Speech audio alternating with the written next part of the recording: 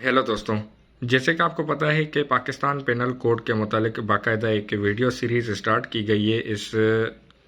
YouTube channel जो कि doctrine of law है, इसको काइंडली आप सब्सक्राइब भी कीजिए और वीडियो को लाइक ज़रूर कीजिएगा कि इसमें हम पाकिस्तान पेनल कोड के मुतालिक बाकायदा रिसर्च करने जा रहे हैं और समझने जा रहे हैं कि ये अदालतों में किस तरह से इस्तेमाल होता है। अगर आपने वीडियो पूरी नहीं देखी सीरीज़ तो आपको एडवाइस करूंगा कि सेक्शन 1 से लेकर आज जब ये सेक्शन 24 से स्टार्ट की जा रही है वीडियो, तो आप पिछली वीडियोस में जो डिफ़ाइन किए गए हैं सेक्शंस, आप एग्जैक्टली उन पर वीडियो के ज़रिए रहनुमाई हासिल कर सकते हैं और जिस तरह से वो केसेस या अदालतों में इस्तेमाल होते हैं तो आप बाकायदा इससे मुस्तफ़ीद हो सकते हैं। तो वीडियो को स्टार्ट करने से पहले आपसे छोटी दरख्वास्त करूंगा कि अगर आपने एक के चैनल सब्सक्राइब नहीं किया तो काइंडली सब्सक्राइब करें और अभी सब्सक्राइब करें और वीडियो को लाइक दूसरों के साथ शेयर ज़रूर कीजिएगा। चैनल को सब्सक्राइब इसलिए आपको कह रहा हूँ, स्ट्रेस कर रहा हूँ कि जब आप ये चैनल सब्सक्राइब करेंगे तो आपको हर आने वाली अगली वीडियोस मिलती रहेंगी और जो कोर्स सीरीज़ हमने स्टार्ट की है उसका मकसद पूरा हो जाएगा। तो स्टार्ट करते हैं सेक्शन 24 डिसऑनेस्टली मतलब बेईमानी से स्टार्ट करते हैं, जो कि पाकिस्तान पेनल कोड में बयान किया गया लफ्ज़ dishonestly. Whoever does anything with the intention of causing wrongful gain to one person or wrongful loss to another person is said to do that thing dishonestly। अगर कोई भी शख्स इस इरादे से या इस नीयत से किसी को गलत या नाजायज़ मुनाफा या किसी का फ़ायदा हासिल करवा रहा है या किसी के नुकसान करवा रहा है किसी भी शख्स का, तो उसको डिसऑनेस्टली मतलब बेईमानी कहा जाएगा। अब इसकी हम अगर मिसाल ले लें या फिर इसको समझने की कोशिश करें, रिसर्च करेंगे तो हमें पता चलेगा कि डिसऑनेस्टली मतलब बेईमानी, मतलब किसी के ईमान में बेईमानी आ गई है और उसका जो मकसद है, इंटेंशन, उसका जो पर्पज़ है,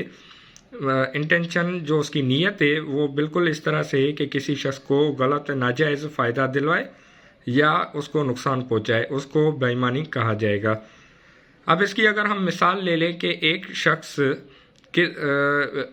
एक पार्टी से पैसे वसूल करता है कि मैं आपको कोई चीज़ दिलवाऊंगा, कोई चीज़ से मुराद कि मैं आपको मोबाइल दिलवाऊंगा, तो ये रॉन्गफुल गेन हो गई। रॉन्गफुल गेन के मैं आपको एक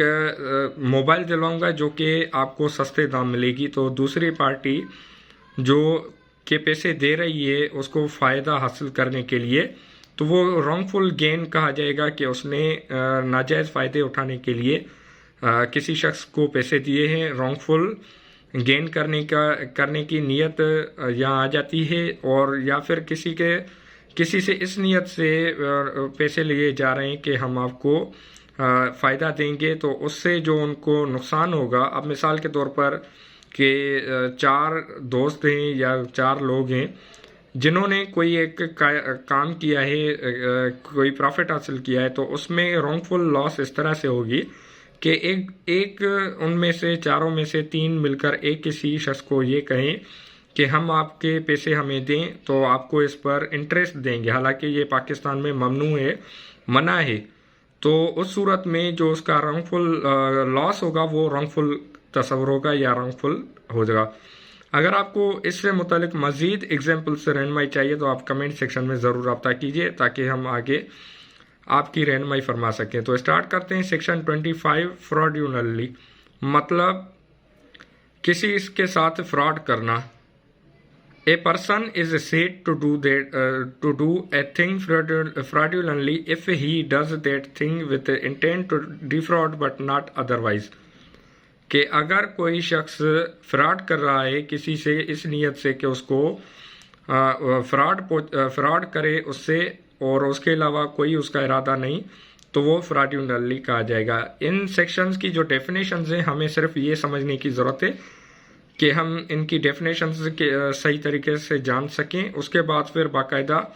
अगले जो मज़ीद आने वाली सेक्शंस हैं उसमें हम समझेंगे कि इनका इस्तेमाल या इनका जुर्म किस तरह से बनता है। Section 26 reason to believe. Reason to believe मतलब किसी को यकीन दिलवाना या यकीन दहानी करवाना, और इसकी वजाहत हम समझने की कोशिश करते हैं कि a person is said to have reason to believe that a thing if he has a sufficient cause to believe that thing but not otherwise, کہ اگر کوئی چیز واقعی ایگزسٹنس رکھتی ہے، یقین دلوانا کسی کو کہ کوئی چیز ہے یا کچھ موجود ہے.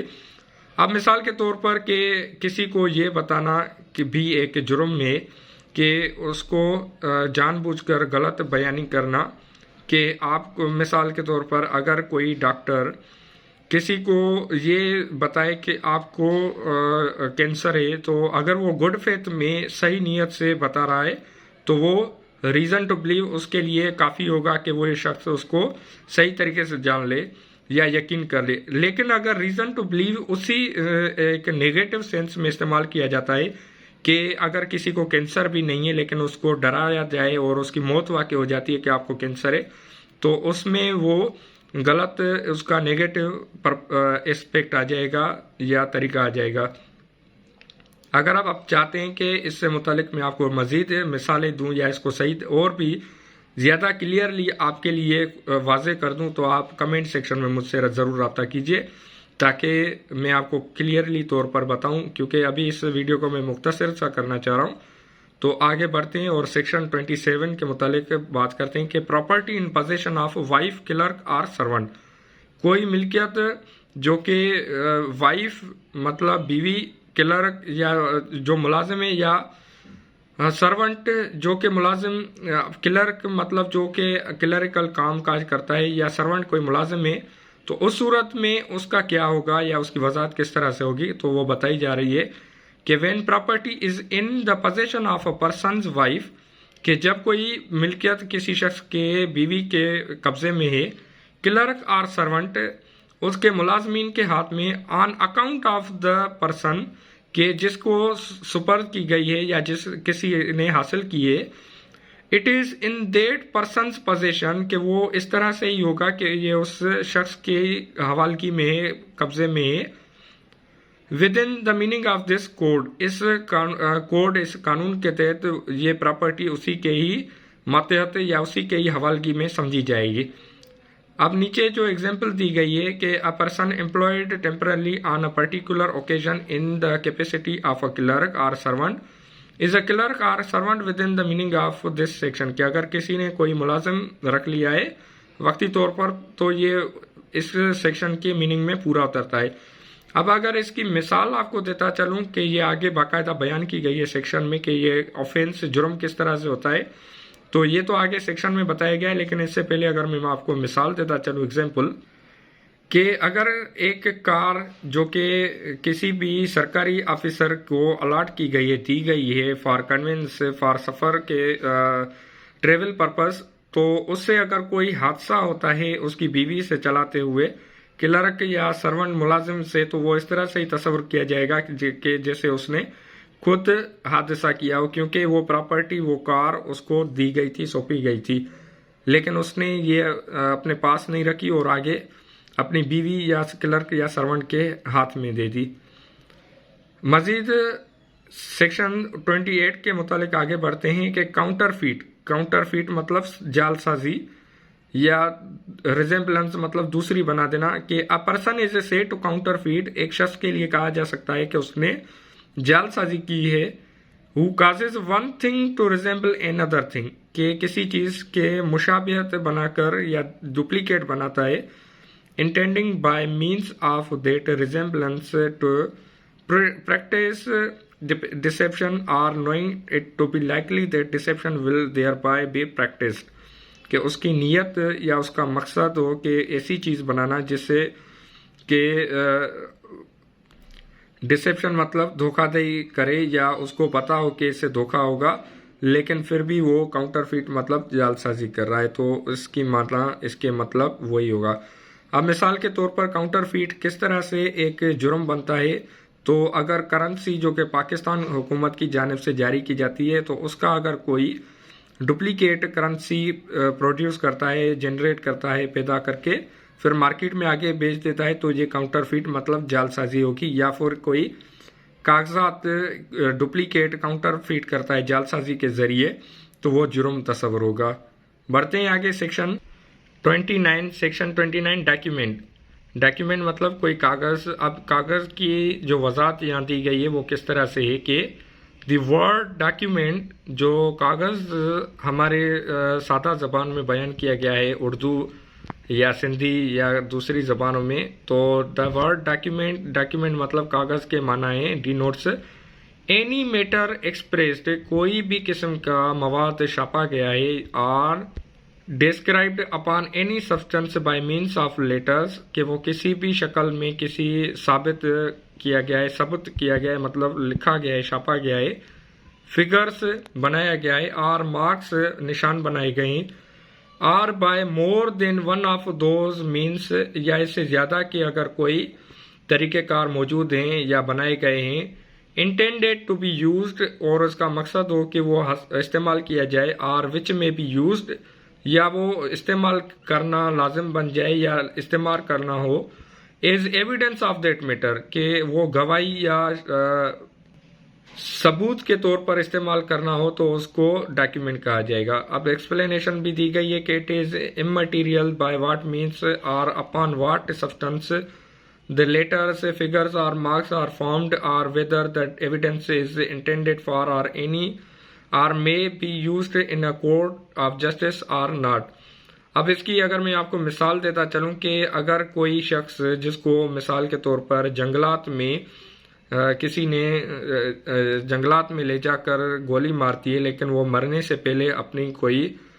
بات پتھر پر لکھ دیتا ہے تو وہ ڈاکیومنٹ تصور کیا جائے گا یا ڈاکیومنٹ یا ایویڈنس کے طور پر ثبوت کے طور پر استعمال ہوگا اگر پولیس باقاعدہ فیئر انویسٹیگیشن کرتی ہے تو. یا اس کے علاوہ بھی کافی مثال ہیں کہ a cheque upon a banker is a document, a power of attorney is a document, a map or plan. یہ باقاعدہ السٹریشنز میں بتائے گئے ہیں کہ کیا چیزیں یا کون سی چیزیں ہیں جو کہ ایویڈنس کے طور پر یا ڈاکیومنٹ کے طور پر استعمال ہوتی ہیں. تو بڑھتے ہیں آگے مزید. ویلیویبل سیکیورٹی,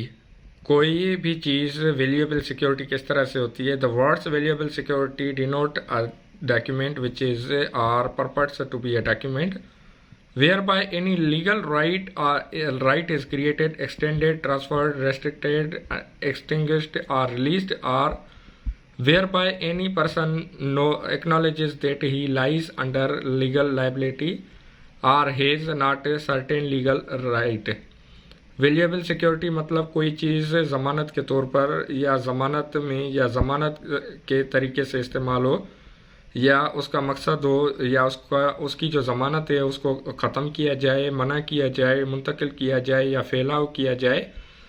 تو اس کی جو ذمہ داری بنتی ہے قانون کے تحت یا اس کو ختم کیا جائے قانون کے تحت تو وہ ویلیویبل سیکیورٹی ہوگی. اس کو ہمیں زیادہ ڈسکس کرنے کی ضرورت نہیں ہے, اور اگر آپ چاہتے ہیں کہ میں آپ کو کوئی مثال دوں تو آپ کمنٹ سیکشن میں مجھے لازمی بتائیے. بڑھتے ہیں آگے سیکشن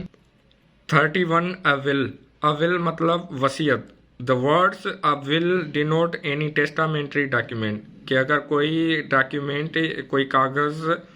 شاہدی کے لیے استعمال کیا جائے, ثبوت کے طور پر استعمال کیا جائے تو اس کو ٹیسٹامنٹری مطلب جو بیانی کر رہا ہو کوئی بھی قسم کی تو اس کو وصیت یا ایسا کاغذ کہا جائے گا کہ جو بیانی کر رہا ہو کسی یا ثبوت کے طور پر استعمال ہو رہا ہو. چونکہ ول مطلب وصیت جو کہ پرانے دور سے استعمال ہوتی آ رہی ہے بلکہ آج کے دور میں بھی استعمال ہوتی ہے, جس میں بزرگ اپنی ایک وصیت بناتے ہیں تو اس سے جو ثابتی ملتی ہے ٹیسٹامنٹری مطلب کو عدالت میں گواہی ہوتی ہے تو اس کو ول کہا جائے گا, ایک ٹیسٹامنٹری ڈاکیومنٹ کہا جائے گا. Section 32. Words referring to acts include illegal omissions. Words referring to acts کہ اگر کوئی الفاظ عمل میں آتے ہیں انکلیوڈ ایلیگل اومیشن یا پھر وہ چاہے کوئی بھی اومیشن مطلب اس کو منع کرنا روکنے کے طور پر. In every part of this code, اس کوڈ کے ہر حصے میں, except where contrary intention appears, جہاں پر سوائے اس کے کہ اس کا علیحدہ مقصد یا ایک علیحدہ نظریہ ثابت ہوتا ہے. From the context words which refer to acts done extend to illegal omission. کہ اگر کوئی الفاظ بیان کیے جاتے ہیں کسی چیز کو روکنے کے لیے، ختم کرنے کے لیے، تو وہ الفاظ عمل کے طور پر ثابت ہوں گے کہ وہ الفاظ استعمال کیے گئے ہیں۔ اس جو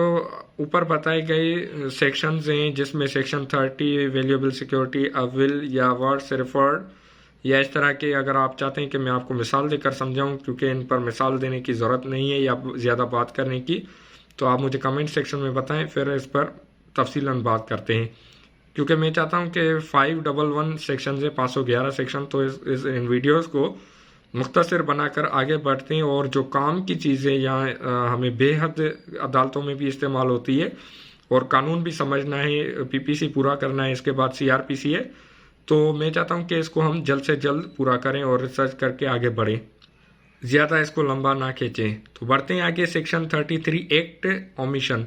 ایکٹ مطلب عمل، اومیشن مطلب روکنا یا رک جانا۔ The word act denotes as well as a series of acts.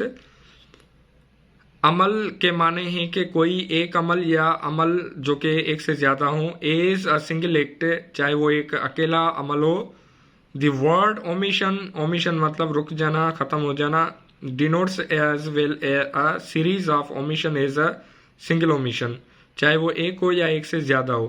اب آپ یہاں دیکھ سکتے ہیں کہ یہ الفاظ بھی کلیئر نہیں ہے۔ ایکٹ مطلب کوئی عمل، اب یہاں پر بجائے اس کے کہ عمل کو واضح کیا جانا چاہیے تھا، لیکن یہاں پر یہی بتایا گیا ہے کہ ڈینوٹ سے مطلب ظاہر کرتا ہے a series of acts۔ اب سیریز آف ایکٹس کے مطلب عوامل یا ایک عمل، اس کے نہ تو معنی بنتے ہیں، مطلب بنتا ہے، ظاہر ہوتا ہے، نہ کوئی اس کا سینس بنتا ہے، بس اس کو کاپی پیسٹ کیا گیا ہے۔ جب ہندوستان آزاد ہوا 1947 میں، تو ایک قانون جو موجود تھا وہاں سے اس کو کاپی پیسٹ کیا گیا ہے، حالانکہ وہاں یہ جو پی پی سی تھا، پاکستان پینل کوڈ، یہ تو ختم ہو گیا ہوگا برطانیہ میں، میرے خیال سے وہاں پر ایک علیحدہ اب نیا قانون آ گیا ہوگا، لیکن یہ ابھی تک ہمارے یہاں بدقسمتی سے چلتے آ رہے ہیں، کیونکہ ہمارے جو قانون ساز شخصیات ہیں جو اسمبلی میں بیٹھتے ہیں، وہ ان چیزوں پر، ان قوانین پر نہ تو دھیان دیتے ہیں، نہ ان کو یہ قوانین سمجھ میں آتے ہیں، کیونکہ جو ان کا چناؤ کرتے ہیں، جو ان کو الیکٹ کرتے ہیں، وہ بھی بیچارے الٹریٹ، یا اس طرح سے کہہ سکتے ہیں کہ ان کو بھی اتنا زیادہ علم نہیں ہے کہ وہ کسی پڑھے لکھے کو اسمبلی میں آگے بھیجیں۔ تو یہ افسوس کی بات ہے، افسوس ہی کر سکتے ہیں اور کیا کر سکتے ہیں۔ انشاءاللہ جو ہم آنے والی نسلیں ہیں، ہم جو ابھی میدان میں اتریں، تو انشاءاللہ ان کو بھگا کر نکالیں گے اسمبلیوں سے، اور قانون سازی اچھے طریقے سے کریں گے۔ Section 34 acts done by several persons in furtherance of common intention. اگر ایک ہی مقصد کے ساتھ متعدد شخصیات کی جانب سے کوئی عمل کیا جائے تو وہ کس طرح سے ہوگا، تو یہ بیان کیا گیا ہے، اور یہ بے حد ایک کام کا یا استعمال ہونے والا ایک سیکشن ہے، جو ہمارے عدالتوں میں یا ایف آئی آر میں سیکشن 34 آپ نے اکثر دیکھا ہوگا کہ کو اکیوز، مطلب ایک سے زیادہ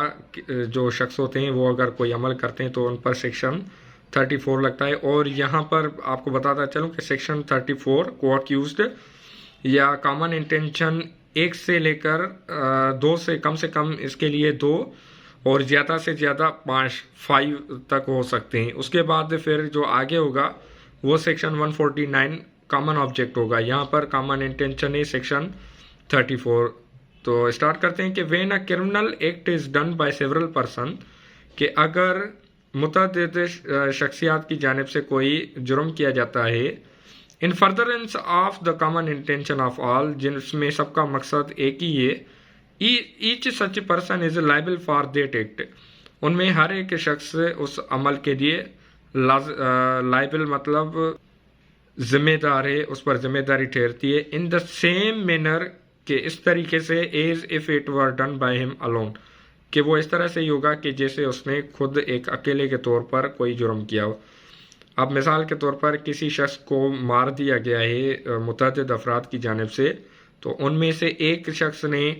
پکڑا ہے، دوسرے نے مار دیا ہے، تیسرے نے دفنا دیا ہے، یا لاش گم کر دی ہے، یا کوئی اس طرح کا واقعہ کیا ہے، تو